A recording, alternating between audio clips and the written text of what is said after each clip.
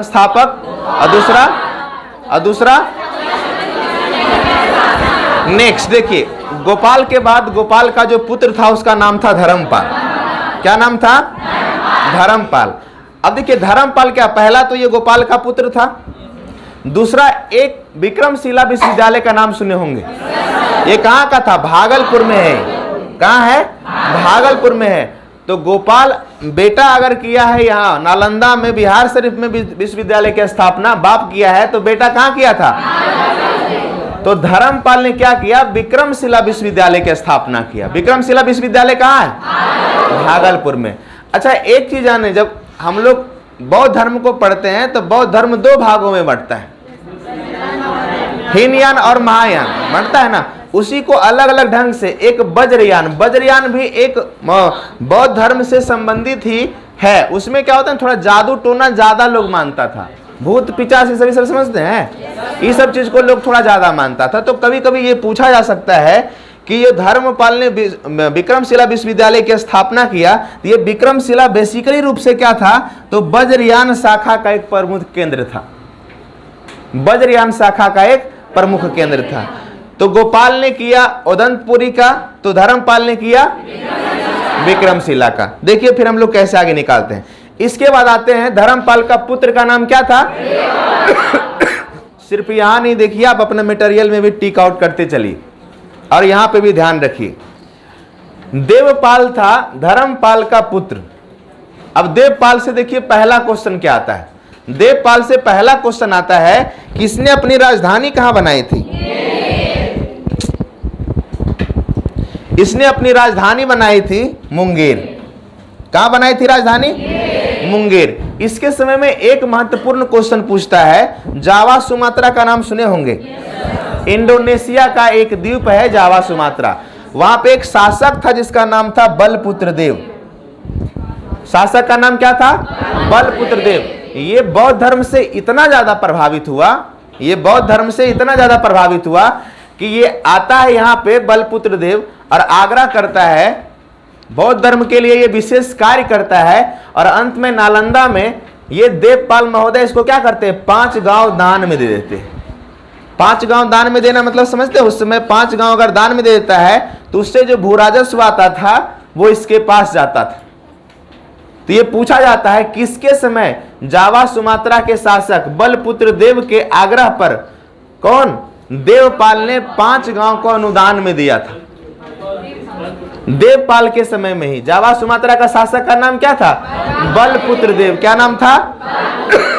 बलपुत्र देव। और इसने क्या किया था, मतलब इसी के आग्रह पे देवपाल ने कितना गांव? 5 गांव दान में दे दिया था। कहां पे? नालंदा का। पहला गोपाल, उसका बेटा धर्मपाल, उसका बेटा देवपाल। इसके बाद देखिए थोड़ा सा हम लोग और आगे बढ़ते हैं, हमारा कंप्लीट हो जाएगा। अच्छा यहां तक देखिए, रामपाल को अंतिम शासक माना जाता है बौद्ध धर्म, इसका पाल वंश का अंतिम शासक रामपाल को माना जाता है। लेकिन कहीं कहीं क्वेश्चन नोट में हमने लिखाया, महिपाल जो प्रथम है उसको पाल वंश का द्वितीय संस्थापक भी माना जाता है। महिपाल का जो महिपाल नाम का शासक जो है महिपाल प्रथम, इसको पाल वंश का द्वितीय शासक भी माना जाता है। तो देखिए ये तो हम लोग रिवीजन कर लिए, लेकिन इसको याद कैसे करेंगे? फिर से मेरे साथ देखिए, अब ध्यान में हम लोग रखेंगे कि इसका क्या क्या पॉइंट हमने याद किया। सबसे पहले पाल वंश का संस्थापक, नोट्स देख के नहीं, रिमाइंड करके, पाल वंश का संस्थापक, उदंतपुरी की स्थापना, गोपाल का बेटा क्या स्थापित किया? कहा? कौन सा केंद्र था वो? वज्रयान। धर्मपाल का बेटा राजधानी कहां बनाया? उसके समय में कहां का शासक? क्या नाम था? कितना गांव दान में दिया? 5 गांव। इसके बाद अंतिम शासक, अंतिम शासक, लेकिन कहीं कहीं माना जाता है कि एक दूसरे शासक को भी पाल वंश का संस्थापक माना जाता है। किसको? महिपाल प्रथम को भी पाल वंश का द्वितीय संस्थापक माना जाता है। इसमें बीपीएससी सबसे ज्यादा जो क्वेश्चन पूछा है वो 2 पूछा है। गोपाल ने उदंतपुरी की स्थापना किया और धर्मपाल ने। इसके अलावे जितना भी क्वेश्चन मैं दिखा रहा हूं यहां, अब ये मत कहिए सर इसमें भी कुछ इंपॉर्टेंट है क्या, इतना बड़ा शासक को इतना वक्त कर दिए तो इसमें भी कुछ, इतना सबको आपको याद रखना पड़ेगा और रटना पड़ेगा। देखिए मैं एक बार यहां पे रटवा दूंगा, पढ़वा दूंगा, लेकिन एक बार कम से कम आप सप्ताह में एग्जाम से पहले एक बार इसको देख लीजिएगा, ठीक है। तो पाल वंश को हम लोग फाइनल टच देने जा रहे हैं। पहला, पाल वंश का संस्थापक उदंतपुरी की स्थापना गोपाल का बेटा। उसने कहां स्थापित किया, कहां पे, उसका बेटा। जावा सुमात्रा का शासक का नाम क्या था, कितने गांव को दान में दिया। अंतिम शासक कौन था, द्वितीय संस्थापक किसे माना जाता है। एक क्वेश्चन को थोड़ा सा यहां पे ध्यान देने की जरूरत है। जितना भी पाल वंश का शासक हमने देखा, अगर इन तीनों में महत्वपूर्ण, अगर इस तीनों में पूछा जाए सबसे कार्यकाल किसका ज्यादा था। अब देखिए 750 से 770 कितना, 770 से 810 कितना, 40 है ना, और 810 से 850 ये दोनों का मिलता जुलता है। तो थोड़ा सा इस सब चीज को ध्यान में रखिएगा, ठीक है, थोड़ा सा इस सब चीज को ध्यान में रखिएगा। तो चलिए हमने कंप्लीट कर लिया पाल वंश। अब देखिए पाल वंश का जो शासक था ये बिहार के साथ साथ, ये जो एरिया इसका है बिहार के साथ साथ बंगाल के क्षेत्र को भी इसने कवर किया था। और हम जानते हैं कि स्टार्टिंग में बंगाल, बिहार, उड़ीसा, छत्तीसगढ़ ये सब मोटा मोटी सब क्या था, एक ही था। धीरे धीरे हम लोग आधुनिक में आते हैं तो धीरे धीरे हम लोग क्या करते हैं, अलग होते चले जाते हैं। तो मेरे ख्याल से अगर गोपाल या पाल वंश से क्वेश्चन आएगा तो छूटेगा, और इसके बाद भी छोड़िएगा तब तो फिर क्या करेंगे समझ लीजिएगा। चलिए इसके बाद हम लोग आते हैं बिहार में एक और वंश से क्वेश्चन पूछता है। मुंगेर से पहले क्या कैपिटल था, उदंतपुरी बनाया था पहला, वहां था, ठीक है, बिहार शरीफ। इसके बाद इसमें अगर देखिएगा तो हरियक वंश से जुड़ा जाता है, ठीक है। यहां ये क्वेश्चन पूछा जाता है कि कौन सा देव, मतलब पाल वंश का किसने, कौन शासक था जिसने मुंगेर को राजधानी बनाया था, ठीक है। पानी ठंडा नहीं ना दे दिए। चलिए इसके बाद देखिए इसमें से अगर कोई मिथिला साइड के होंगे तो कोई है इसमें, आप हैं मिथिला में बहुत ज्यादा,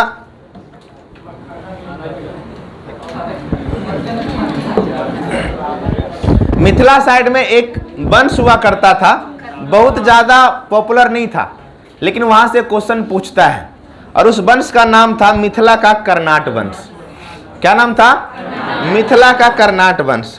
इसमें 2-3 चीज आपको याद रखना है, ध्यान से समझिए। पहला कि मिथिला का जो कर्नाट वंश था उसका संस्थापक कौन था, तो उसका संस्थापक का नाम था नानी देव। नानी का नाम सुना है ना, तो नानी देव याद रखिएगा, है ना। ऐसे भी जो नानी होती है बड़ी थोड़ी खटपट थोड़ा ज्यादा होती है ना। कर्नाट वंश, तो कर्नाट वंश का संस्थापक कौन था, नानी देव। अंतिम शासक भी पूछा जाता है, नानी हमेशा जब लास्ट समय आता है तो हरी हरी हरी हरी नाम लेते रहती है, तो नानी हो गई कर्नाट वंश का संस्थापक, नानी देव हो गया कर्नाट वंश का संस्थापक, और हरिदेव हो गया, हरि सिंह देव हो गया अंतिम शासक। हरि सिंह हो गया अंतिम शासक। एक क्वेश्चन और पूछता है कि इसकी राजधानी कहां था, ये वर्तमान में नेपाल में है, सिमरावगढ़, है ना। तो कर्नाट वंश जो था, मिथिला का कर्नाट वंश, इससे 3 क्वेश्चन आपको महत्वपूर्ण ढंग से याद रखना पड़ेगा। पहला संस्थापक कौन था, आवाज नहीं है, आवाज निकालिए। नानी देव इसका संस्थापक, अंतिम शासक इसका राजधानी। तो ये 3 महत्वपूर्ण है जो आपको याद रखना पड़ेगा। राजधानी कहां था, कभी कभी पूछ दिया क्या हुआ, कभी कभी ये भी पूछा जा सकता है सिमरावगढ़, तो हम क्या बोल रहे हैं, वही जो लिखा है, हो सकता है बोलने में कुछ दिक्कत हो, लेकिन जो लिखा है वही बात होगा। ये वर्तमान में कहां पे है? अच्छा, अंतिम शासक जो हरि सिंह देव था, इसी के काल में गयासुद्दीन तुगलक का बंगाल में अभियान हुआ। तो ये भी पूछा जाता है मिथिला साइड में, मतलब मिथिला में कौन सा शासक उस समय शासन कर रहा था, जिस समय गयासुद्दीन तुगलक वंश के शासक गयासुद्दीन तुगलक का बंगाल पर आक्रमण हुआ। तो एक चीज ध्यान रखिएगा, हरि सिंह देव के समय। तो इसमें मिथिला के कर्नाटक वंश से 4 पॉइंट आपको याद रखना है। पहला, स्थापना किसने किया? अंतिम शासक कौन था? राजधानी कहां था? और गयासुद्दीन तुगलक किसके समय बंगाल पर आक्रमण किया? 4 को याद हो गया। थोड़ा सा हम देख सकते हैं कि इसका ईस्वी सन कब के आसपास है, तो 1000 से लेके 1100 के आसपास है। तो एक मोटा मोटी आइडिया आपको लगना चाहिए कि पाल वंश के बाद ही ये जो है शासक यहाँ पे शासन किया। पाल वंश के बाद ही ये शासक यहाँ पे क्या किया? शासन किया। तो मिथिला का कर्नाट वंश फिनिश हुआ। फाइनल टच, संस्थापक, अंतिम शासक, राजधानी, किसके समय गयासुद्दीन आक्रमण किया? बस हो गया। तो एंशिएंट में जो इंडिया वाला एंशिएंट है उसके अलावे 2 वंश की चर्चा यहां पे करना था, जो हमने कंप्लीट कर दिया। और इस तरीके से हमारा बिहार का एंशिएंट क्या हो गया? कंप्लीट हो गया। याद हो रहा है? खड़ा करके पूछेंगे लास्ट जब कंप्लीट होगा तब, ठीक है? चलिए अब हम लोग स्टार्ट करते हैं बिहार का मध्यकालीन भारत। तो नेक्स्ट हम लोग बढ़ते हैं कहां? बिहार का मध्यकालीन भारत। नाम तो सुने ही होंगे। Yes sir. देखिए, बिहार का मध्यकालीन भारत। अब आपको 2 चीज बताते हैं। पूरे भारत में जब मध्यकालीन भारत की शुरुआत होती है तो सबसे पहले हमारे यहां जो आते हैं उनका नाम है, नाम सुने होंगे, क्या नाम था? बख्तियार खिलजी आ गए डायरेक्ट। सबसे पहले आया था 712 में मोहम्मद बिन कासिम, ये अरब का था। लेकिन ये यहां पे पहले स्टार्टिंग में देखिए क्या होता है, पहले अरब आया। तो ये जब आता था ना, तो आता था लूट के चला जाता था। यहां शासन सत्ता स्थापित नहीं किया था। चीजों को समझिए पहले। भारत में जब आता था, लूटता था, चला जाता था। यहां पे राजनीतिक सत्ता स्थापित नहीं करता था। राजनीतिक सत्ता स्थापित करने का जो कार्य शुरू किया यहां पे उसने तुर्कों से किया, तुर्कों ने किया। पहला तुर्की अपने आप को यहां पे आया, लूटा और यहीं रह गया, बोला हम यहीं शासन सत्ता स्थापित करेंगे। और इसी में नाम आता है सबसे पहले किसका? कुतुबुद्दीन ऐबक का। इसके बाद जब तुर्की स्थापित अपने आप को एस्टेब्लिश यहां पे कर लेता है, फिर यहां पे अफगानी आता है। तो पूरा का पूरा हम लोग जो देखते हैं बिहार में मध्यकालीन भारत को, तो शुरुआत करते हैं हम लोग। पहला, बिहार में तुर्क शासन कहां से कहां तक था, और उसके बाद बिहार में अफगानी शासन कहां से कहां तक था, और उसके बाद लास्ट में हम लोग आते हैं बिहार में मुगल काल। तो 3 संदर्भ में बिहार के मध्यकालीन भारत को हम लोग देखते हैं और बीपीएससी क्वेश्चन पूछता है। तो सबसे पहला हम लोग जो शुरुआत कर रहे हैं, वो पहला हेडलाइन हमारा क्या हो जाएगा? बिहार में तुर्क शासन। बिहार में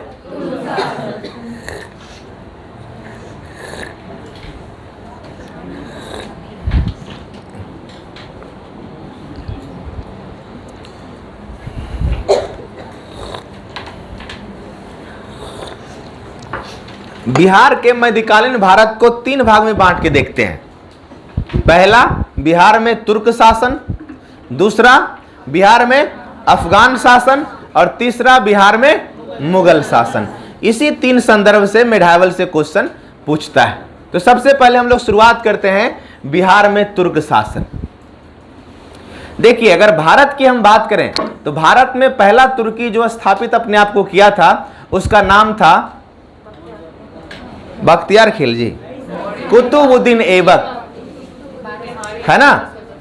वैसे आया था गोरी, गोरी का ही दास था कुतुबुद्दीन ऐबक। उसी तरह से आगे बढ़ते जाता है। लेकिन हम बिहार के संदर्भ में देख रहे हैं। बिहार में देखिए क्या होता है, एक नाम बहुत ज्यादा सुने होंगे, बख्तियार खिलजी, है ना। ये जो बख्तियारपुर है इसी के नाम पे है, बख्तियार खिलजी।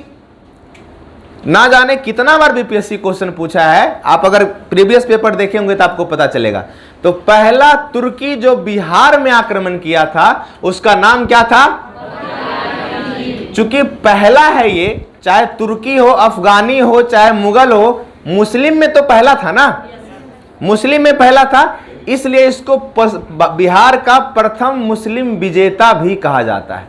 क्या कहा जाता है? बिहार का प्रथम, यानी कि बिहार में आक्रमण करने वाला पहला मुस्लिम शासक कौन था? बख्तियार खिलजी। प्रथम तुर्क आक्रमणकारी कौन था? बख्तियार खिलजी। अब देखिए ये कब आक्रमण किया, तो ये 12वीं सदी के अंत तक बिहार पर आक्रमण करता है। 12वीं सदी समझते हैं? सदी समझ में आता है कि नहीं? 1100 जब 1100 जैसे 1099 ये 11वीं सदी अंत होता है। 1100 शुरू हो गया, 1100 के बाद 1101, 1102, 1103 से लेकर के कहां तक, तो जैसे एक ऐड होता है तो ये 12वीं सदी हो जाएगी। तो 12वीं सदी के अंत तक क्या किया? आक्रमण किया था। कौन? प्रथम मुस्लिम, प्रथम तुर्की जिसने बिहार पर आक्रमण किया। क्या नाम था? अच्छा, जब आपको बता देते हैं, मुस्लिम शासक एकदम खूंखार शासक होता है। जैसे अगर आप देखे होंगे बहुत सारा मूवीज, पानीपत देखे होंगे, संजय दत्त है ना उसमें, और एक और कौन है, पद्मावत वाला कहानी जिसमें है, हाँ, कैसे रणवीर कपूर कैसे एकदम खखवाल जैसे करता है ना, उसी टाइप का लोग रहता था। तो जैसे वो आया ना यहाँ पे, उस समय जब वो आक्रमण किया बख्तियारपुर में, बिहार में आक्रमण किया था, कौन? बख्तियार खिलजी। उस समय यहाँ का शासक का नाम था लक्ष्मण सेन। क्या नाम था? उतना खूंखार शासक का सामना करने से डर गया और बेचारा डर के भाग गया। तो ये पूछा जाता है, जब बख्तियार खिलजी बिहार पर आक्रमण किया उस समय यहाँ का शासक कौन था? ये डर से बिना लड़े भाग गया था। कौन? अपने आप को बड़ा सूरवीर समझने वाला लक्ष्मण भाग गया था। किसके डर से? बख्तियार खिलजी के डर से।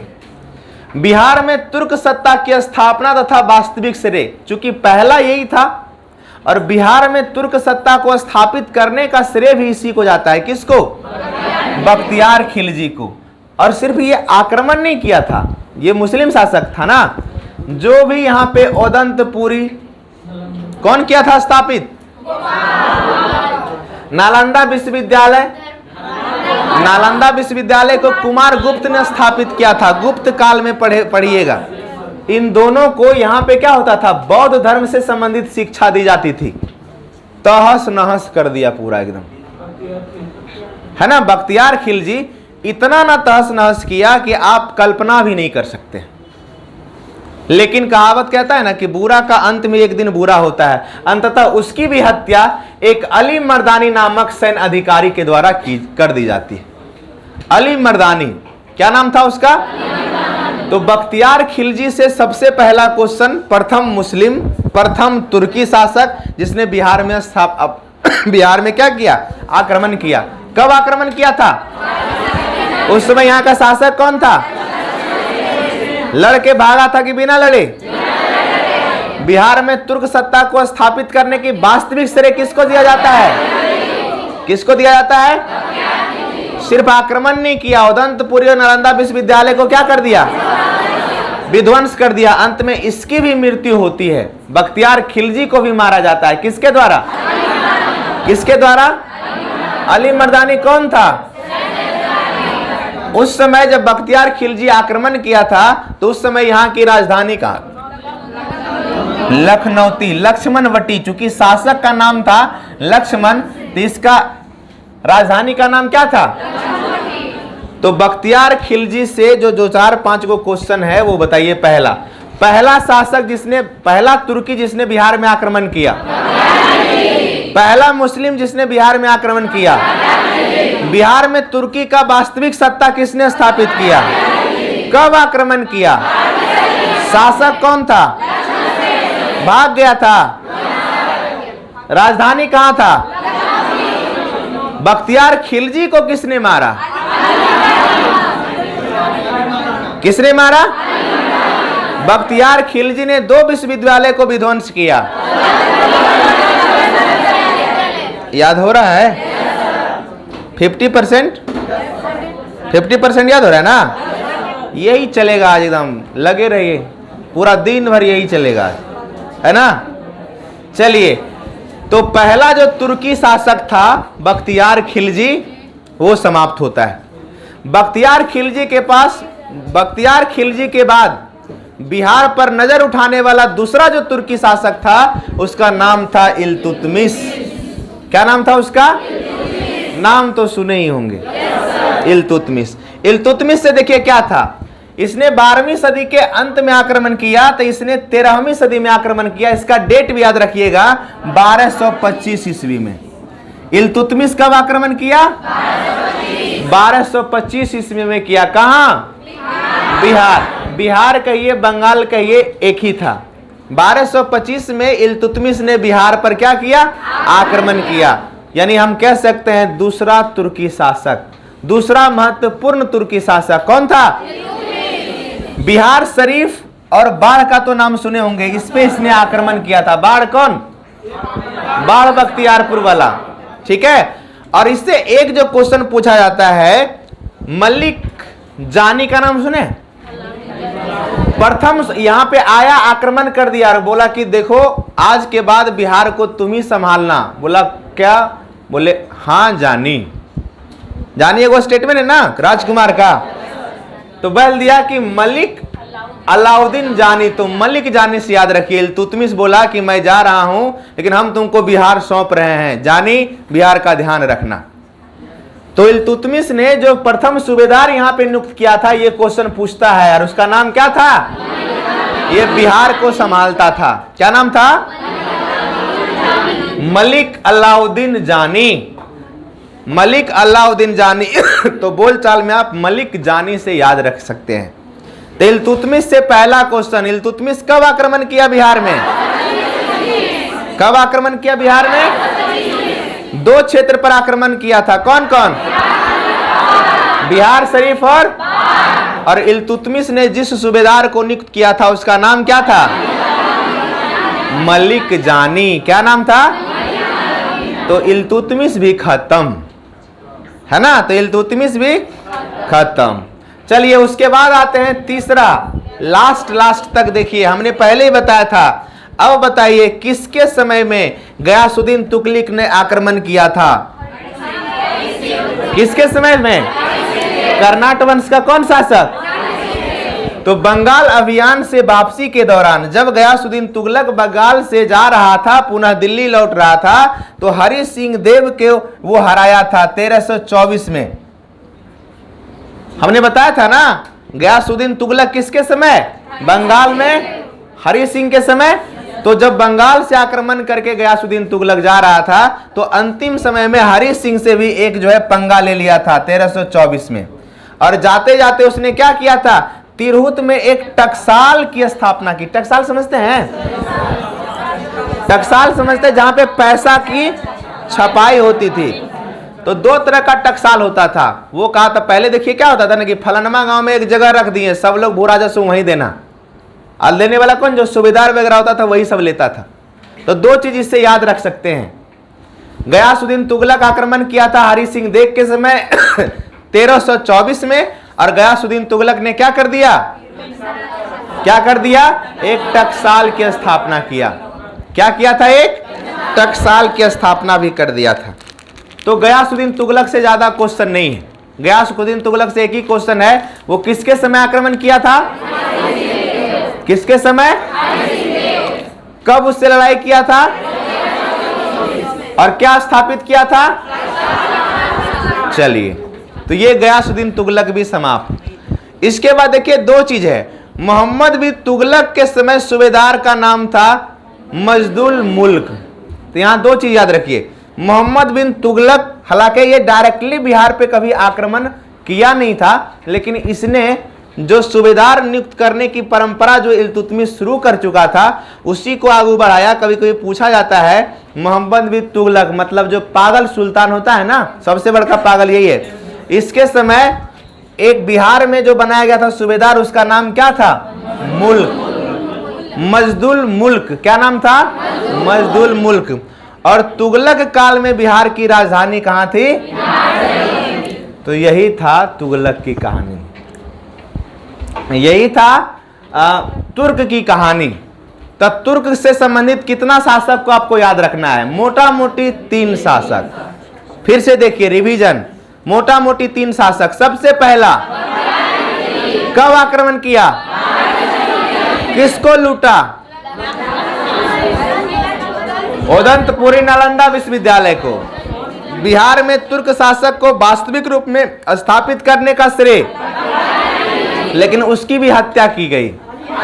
किसके द्वारा? शासक जो छोड़ के भाग गया था। राजधानी कहां था? लखनऊती, लखनऊती या लक्ष्मण बट्टी। तो ये बख्तियार खिलजी की कहानी। इस लखनऊती या लक्ष्मण बट्टी, बिहार बंगाल, वही तो बोल रहे हैं। क्लियर? उसके बाद आता है इल्तुतमिश। इल्तुतमिश कब आक्रमण किया? 1225। डेट याद रखिए, कब आक्रमण किया? बिहार शरीफ तरफ बाढ़ पर आक्रमण किया था। बिहार शरीफ और बाढ़ पर इसने अधिकार किया। प्रथम सूबेदार जो इल्तुतमिश नियुक्त किया था, क्या नाम था? मलिक जानी को। किसको नियुक्त किया? गयासुद्दीन तुगलक हरि सिंह के समय जाते समय 1324 में युद्ध करता है। किससे? हरि सिंह से। और इसने एक टकसाल की स्थापना किया। लास्ट में मोहम्मद बिन तुगलक के समय कौन था सूबेदार? कौन था सूबेदार? और तुगलक काल में बिहार की राजधानी कहां थी? तुगलक काल में बिहार की राजधानी कहां थी? तो बिहार में जो तुर्क शासक ने अपने आप को एस्टेब्लिश किया था, उसमें मोटा मोटी इतना ही जानना था। क्लियर? पहला शासक कौन? अब बताइए बख्तियार खिलजी से रिलेटेड क्या वो पॉइंट है? जल्दी जल्दी पॉइंट बताइए, 2-3 को। पहला, दूसरा, तीसरा, बोलिए। वहां नहीं, यहां देख करके हो गया। इल्तुतमिश से क्या क्या पॉइंट है? बोलिए।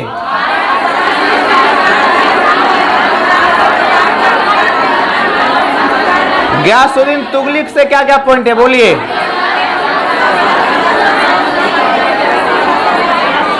और लास्ट में नोट में 2 पॉइंट तो जानते ही। चलिए, बहुत पढ़ लिए तुर्क। अब चलते हैं थोड़ा अफगानिस्तान घूमने। अफगानिस्तान का नाम सुने हैं? वर्तमान में कराहता हुआ देश नहीं, याद इतिहास गवाह है कि लूटने वाला लूटता ही रह गया, बर्बाद होता चला गया, और हमको जो लूटने आया था हम अमीर होते चले गए। अक्सर हमें जो लूटता है वो तो बर्बाद होता है, लेकिन हम अक्सर आबाद हो जाते हैं, है ना? अफगानिस्तान का एग्जाम्पल देख सकते हैं, देखते हैं कि नहीं? खैर, अब आ जाइए बिहार में अफगान शासक। एक चीज याद रखिएगा, अगर क्वेश्चन पूछेगा बिहार में आक्रमण करने वाला पहला तुर्की, पहला अफगानी,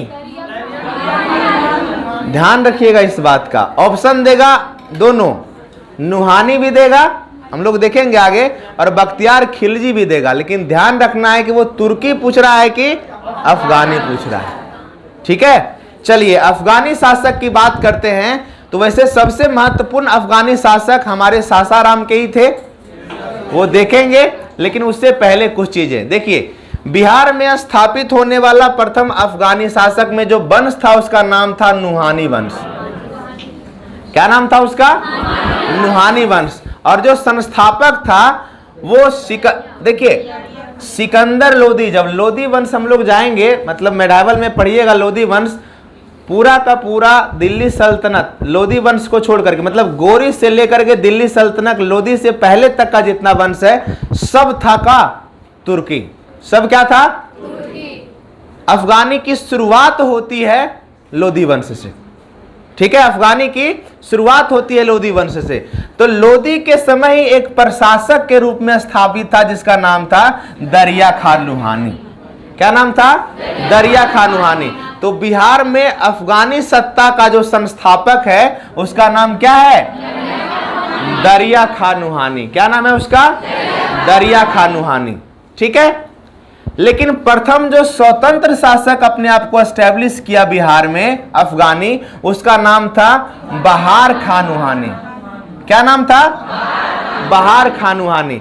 ये दोनों शासक तो था, अगर प्रथम की बात करेगा तो दरिया खान लुहानी हमको याद रखना है, लेकिन ये सब बहुत ज्यादा ताकतवर शासक अपने आप को नहीं बना पाया।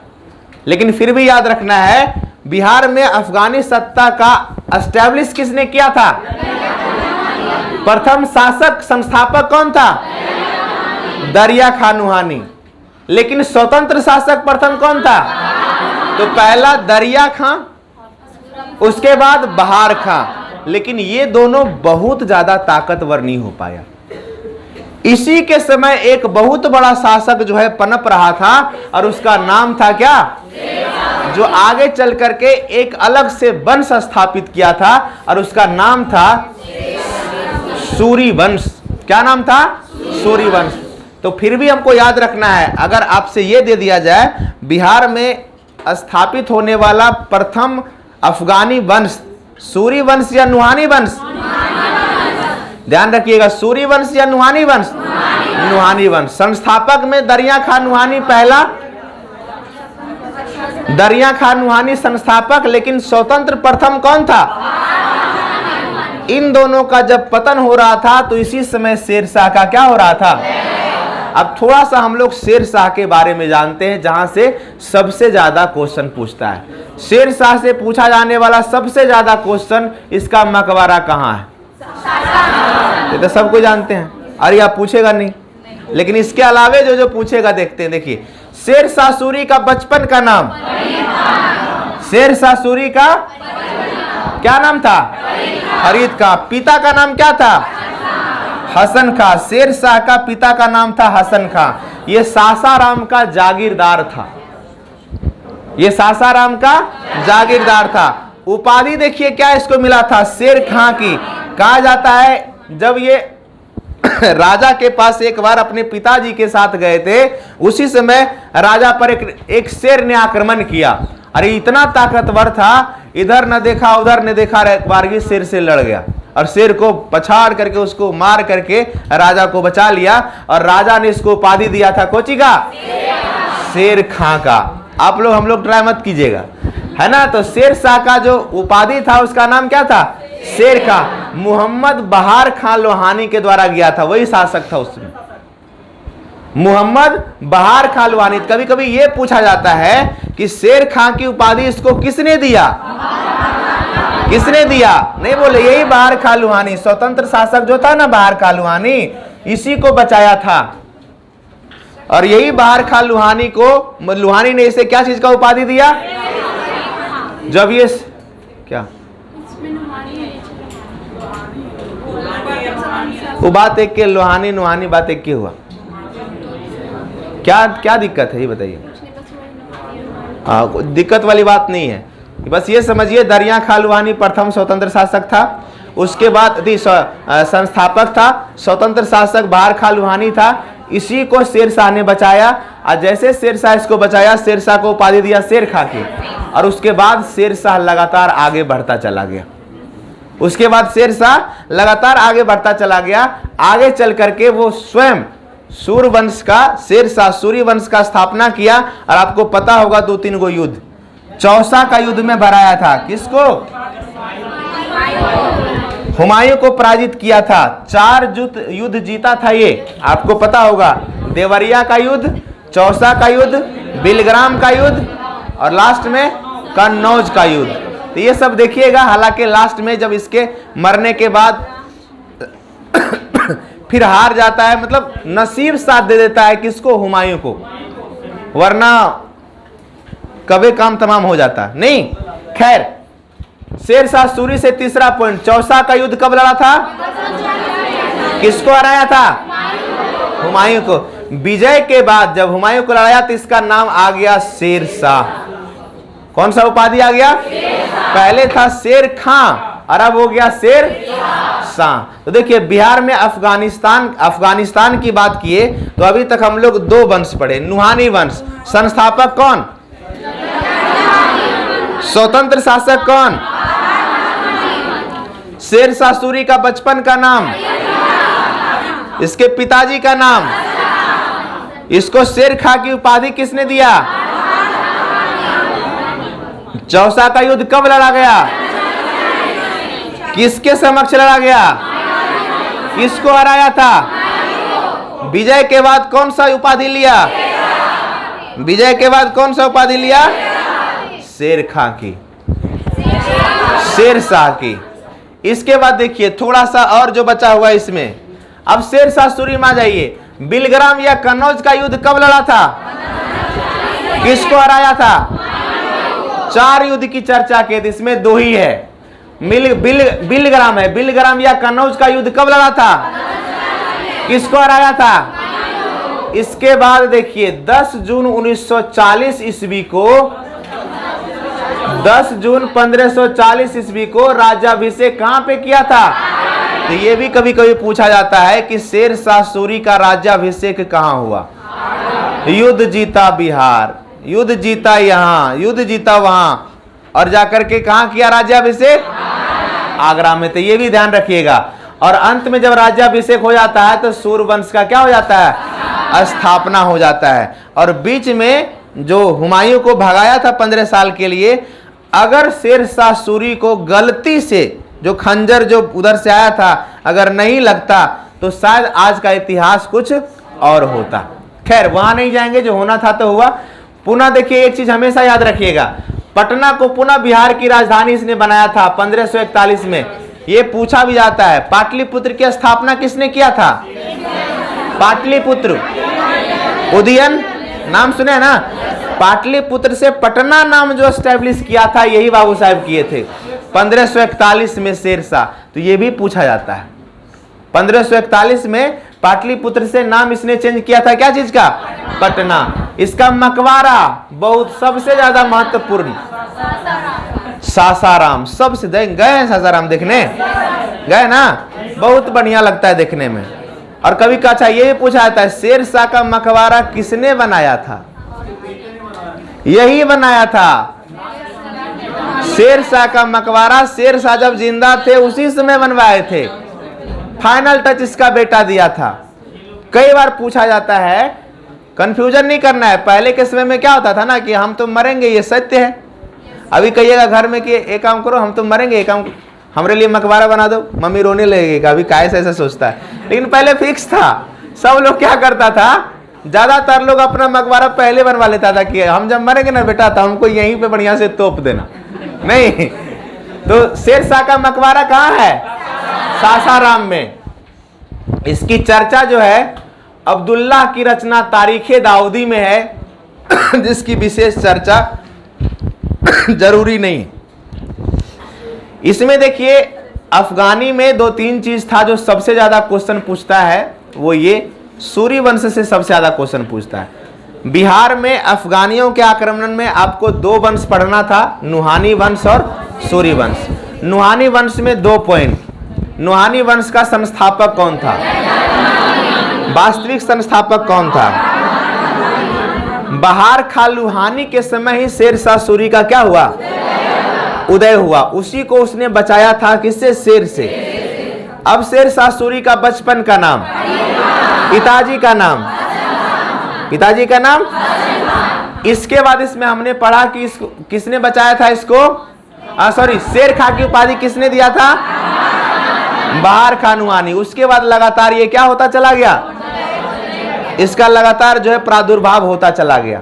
आगे चल करके ये मुगल वंश के शासक किसको हराता है? 4 युद्ध होता है, देवरिया का, चौसा का, बिलग्राम का, कन्नौज। फाइनल युद्ध चौसा है ना? 40 बिलग्राम। 40 का कौन है? वही बिलग्राम या कनौज 1540 के युद्ध में फाइनल टच हुमायूं को ये दे देता है, और उसके बाद 15 साल के लिए हुमायूं कहां चला जाता है? प्रवासन की जिंदगी में चला जाता है, और 15 साल तक अपने आप को सूर्यवंश जो है दिल्ली पर एस्टेब्लिश करके रखता है। अफसोस कुछ अनहोनी हो जाता है। खैर 10 जून 1540 को इसका राज्याभिषेक हुआ। कहां पे? आगरा में। कहां पे? सूर्यवंश की स्थापना हो जाती है, और इसका सबसे महत्वपूर्ण क्वेश्चन जो पूछता है, मकबरा किसने बनाया? स्वयं ने। कहां बनाया? तो इस प्रकार से हम लोग तुर्की के बाद बिहार में अफगानी को भी क्या कर दिए? समाप्त कर दिए। बुझाया? बुझा रहा है? कुछ फायदा हो रहा है? याद हो रहा है कि नहीं हो रहा है? हो रहा है। तो बिहार, हाँ बोलिए, तो बिहार में तुर्की भी कंप्लीट। बोलिए बोलिए बोलिए। हाँ मतलब वही। देखिए एक चीज बता दे, सोचिएगा कि एक के बार सर ऐसा कुछ बुट्टी देंगे और हमारे बुट्टी दिमाग में काम कर जाएगा, तो ऐसा नहीं होता है। हम आपको बार बार रिवीजन करवा रहे हैं, दिमाग में आपको डाल रहे हैं, ताकि 60% चीजें तो इतना गारंटी है कि मैं आपको दे दूंगा, आपको 20 से 30% आपको थोड़ा सा रिवीजन करना पड़ेगा, क्योंकि बहुत सारे लोग इसमें से बहुत सारा चीज जानते होंगे, जिसको आसान लग रहा होगा क्योंकि एक रिवीजन है, और बहुत सारे लोग एकदम नहीं जानते होंगे, तो उसको थोड़ा सा तो रटना पड़ेगा ना। लेकिन फिर भी देखिए हम लोग खाका बना के काम कर रहे हैं। तो बिहार में तुर्की आक्रमण हमने कंप्लीट किया। तुर्की में मेनली रूप से कितना शासक देखे थे? 3। इसके बाद अफगानिस्तान में हमने 2 वंश देखा। कौन कौन? चलिए फाइनल टच देते हैं। नुहानी वंश में क्या वो पॉइंट था बताइए? कौन कौन? संस्थापक और वास्तविक संस्थापक। संस्थापक कौन था? वास्तविक संस्थापक कौन था? उसके बाद आ जाइए सूर्यवंश। तो सूर्यवंश में कितना पॉइंट था? बचपन का नाम, पिताजी का नाम। शेर खान की उपाधि किसने दिया? हुमायूं को क्या युद्ध में हराया? राज्याभिषेक कब किया? कब किया? मकबरा कहाँ है? हो गया, अब कुछ ही चाहिए, हो गया खत्म। तो ये हो गया अफगानिस्तान। तो तुर्की भी समाप्त, बिहार में अफगानिस्तान भी समाप्त। अब हम लोग आ जाइए बिहार में मुगल। नाम सुने मुगल का? मुगल मतलब अकबर। देखिए मुगल काल से जो बिहार से क्वेश्चन पूछता है वो सिर्फ अभी तक एक पूछा है कि अकबर महोदय बिहार कब आए थे। अकबर के साथ महोदय नाम लेना जरूरी है ना? क्यों लेना जरूरी है विस्तार से पढ़िएगा तब पता चलेगा। अब देखिए इसमें सबसे पहला देखिए मुगल काल की शुरुआत होती है, बाबर जब इसकी स्थापना कर देते हैं, पानीपत के प्रथम युद्ध 21 अप्रैल 1526। ये सब तो जानते ही होंगे, लेकिन हम बिहार के संदर्भ में पढ़ रहे हैं। तो बिहार के संदर्भ में बिहार पर जो पहला आक्रमण जो किया था वो किया था, पटना पर अधिकार किया था 1574 में। आक्रमण किया था 1574 में कौन बाबू साहब? अकबर। लेकिन फाइनली पटना पर जो अधिकार हो गया था 1576। एक्चुअली हुआ क्या था थोड़ा सा समझ लीजिए। आक्रमण किया लेकिन उसको जाना था कहां? बंगाल। अब बंगाल से आते समय 76 तक आते आते पूरा पटना पे ये कब्जा कर लिया। तो ऑप्शन आपको हमेशा देगा 1574। 1574 मारना है। आक्रमण कब किया? 1500। फाइनली अधिकार कब हुआ? तो ध्यान रखिए फाइनली अधिकार कब हुआ? फाइनली अधिकार कब हुआ? तो आक्रमण ने, मुंह से आवाज नहीं निकलता है, भूखे नहीं, भूखे हैं, खाना मंगवा दें, बोलिएगा तभी नहीं आती। Yes sir. तो बिहार पर आक्रमण जो किया था मुगल शासक वो अकबर, कब किया था? 74। फाइनल कब अधिकार हुआ? फाइनल कब अधिकार हुआ? अच्छा, बिहार को मुगल साम्राज्य का प्रांत घोषित कर दिया 2 साल बाद। यानी जैसे कैसे देखिए 74 + 2 76 + 4 80। तो तो ये भी ध्यान रखिएगा।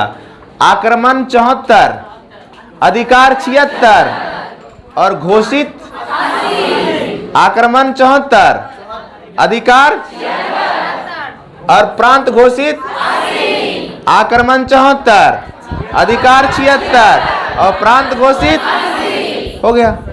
अब देखिए उसके बाद क्या किया। मुनीम खां प्रथम मुगल सूबेदार। अब ये मत कहिएगा सर मुगल काल में थी, तुर्की में तो बताए थे जानी था, है ना। कौन जानी था? कौन बनाया था? इल्तुतमिश बनाया था। तो यहाँ मान लीजिए सर मुनीम खान, वो तुर्की इल्तुतमिश बनाया था मलिक जानी को, लेकिन जो प्रथम मुगल सूबेदार था उसका नाम था मुनीम। तो याद रखिए मुगल मुनीम, मोसे मुगल मोसे मुनीम। मुनीम का नाम सुने? मुनीम क्या करता था? खाता भाई, ऑडिटर वाला जो काम होता है ना अभी, हाँ आज भी है, सब जगह काम करता है। मुनीम जी टोपी लगे रहता था, मुंह में पान चबाते रहता था। तो प्रथम मुगल सूबेदार का नाम था, क्या नाम था? मुनीम खान। अब देखिए 1587 में मान सिंह सूबेदार या प्रांतपति बनाया गया था। प्रथम मुगल सूबेदार था मुनीम खान, लेकिन उसके बाद 87 में एक और सूबेदार आया था जिसका नाम था मान सिंह। इसको प्रांतपति भी कहा गया। राजधानी उस समय कहां था? रोहतास। तो अकबर के समय में बस यही चीज, अकबर के समय में मेन 74 में आक्रमण, 76 में अधिकार, 80 में बना लिया। प्रथम सूबेदार 87 में अकबर का कहानी खत्म। अकबर का बेटा महान नगर था, उसका नाम था अफजल खां। क्या नाम था? अफजल खां। राजकुमार परवेज, इसके बाद प्रांतपति केवल राजकुमार हुआ। देखिए होता क्या, सूबेदार के बाद जो है ना उतना याद नहीं रखना है। सूबेदार के बाद जहांगीर के बाद से सूबेदार वाला कहानी बहुत कम चला गया, उसको नाम दे दिया जाने लगा था राजकुमार। जैसे कि जहांगीर का बेटा जो होगा 4-5 को होता था, 1-2 को तो होता नहीं था, पत्नी इतना ज्यादा होता था कि 2 रहेगा 10-15 हो जाता था। तो किसी को राजकुमार को यहाँ का सूबेदार बना दिया, किसी को वहां का बना दिया, किसी को वहां। जहांगीर के समय जो प्रमुख सूबेदार था उसका नाम था अफजल खां, है ना। अफजल खां। सूबेदार परवेज इसका नाम दिया गया। इसके बाद प्रांतपति केवल सूबेदार ही होता था, कोई दूसरा नहीं होता था। औरंगजेब का नाम सुने होंगे, 1 नंबर का कट्टर। इसके समय में औरंगजेब का पुत्र राजकुमार जिसका नाम था अजीम, वो था। तो ये सब उतना इंपॉर्टेंट नहीं है। मुगल में सबसे ज्यादा जो इंपॉर्टेंट है वो है कौन? अकबर। हालांकि थोड़ा सा याद रखिएगा, 3 को याद रखिए। अकबर के समय सूबेदार मुनीम खां, अकबर के बाद जहांगीर के समय अफजल खां या राजकुमार परवेज, और औरंगजेब के समय अजीम। औरंगजेब के समय अजीम। देखिए नाम मिल रहा है, मुनीम खां अकबर, ये तो पहले मुगल।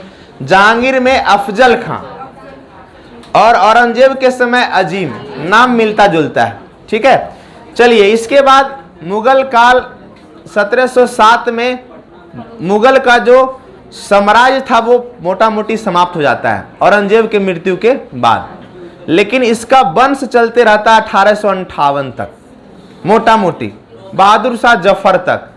इस बीच में सारा का सारा नालायक ही था, 1-2 लायक निकल गया। उसी में से एक लायक का नाम है फर्रुखसियर, घिरनित कायर। फर्रुखसियर से क्वेश्चन क्या पूछता है? पहला ऐसा कोई मुगल शासक था। फर्रुखसियर 1 नंबर का डरपोक आदमी था, है ना। मतलब ये चाचा को भी नहीं छोड़ता था, अपने भाई को भी नहीं छोड़ता था। इसको डर था कि हमने इतना गलत काम किया तो दिल्ली जाएंगे तो हमको पकड़ के लपेट देगा, भागल रहता था। इसी में इसका एक सौभाग्य ये मिल गया कि बिहार में आ गया था, और पहला ऐसा मुगल शासक था जिसका राज्याभिषेक हमारे बिहार में हुआ था, वो भी पटना में 1713 में। तो एक क्वेश्चन बड़ी पूछता है कि कोई मुगल शासक जिसका राज्याभिषेक पटना में हुआ था, फर्रुखसियर, कब हुआ था? तो ये भी पूछता है 1713 में, तो ये भी पूछता है। क्लियर? तो इतना ही था मुगल वंश से। मुगल वंश से जो 2-3 गो है। पहला अकबर, कब आक्रमण किया? अधिकार कब किया? फाइनली 80। सूबेदार कौन था? मुनीम। चलिए, जहांगीर के समय सूबेदार, औरंगजेब के समय फर्रुखसियर से एक क्वेश्चन, क्या 1713 में पटना में राज्याभिषेक हुआ, खत्म कहानी। तो इस तरीके, हाँ, जन्म में थोड़ा सा विवाद है, जाते जाते जन्म गया था। हाँ, बिहार से बंगाल की तरफ। बोलिए, कोई दिक्कत है क्या? रोहतास राजधानी था उस समय, क्या दिक्कत है? अच्छा, ये अकबर के समय बिहार की राजधानी, ये मान सिंह जो सूबेदार बनाया था रोहतास था, और कुछ नहीं।